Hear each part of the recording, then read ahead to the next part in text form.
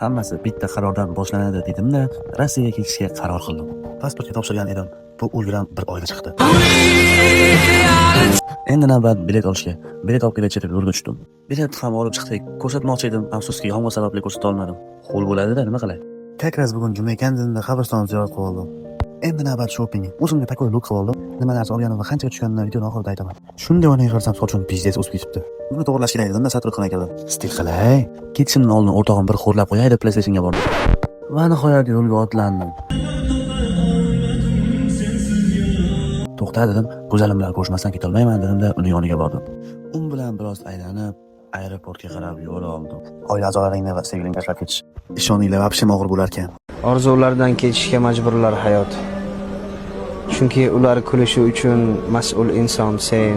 Siqilishdan bezimda samolyotga joylashib oldim. Orqa deb kayf qilib qo'ydim. O'sha hamma video qiladigan joy. Samolyotimiz ham qo'ndi. Uchayot yonini, ovqatini videoga olish esdan chiqib qopti. Uni o'rniga siqilishdan bitta beramiz. Ko'ngil tinch qo'y meni g'avg'olarga boshlama. Samolyotdan metroga ham o'tib oldik. Bu Rossiya ketyapti, rus tilini bilmaydi bo'lasanglar. Adashasizlar. Men rusini to'qiganman. Oxiri mana kvartiraga ham yetib oldik. Nima deydi o'zbeklar? Kvartira deydimi? Nima desam, ixchamgina, shinamgina mazza ekan. Mana sizlar bilan Rossiyaga yetib oldik. Keyingi videoda ishxonamni obzor qilib beraman.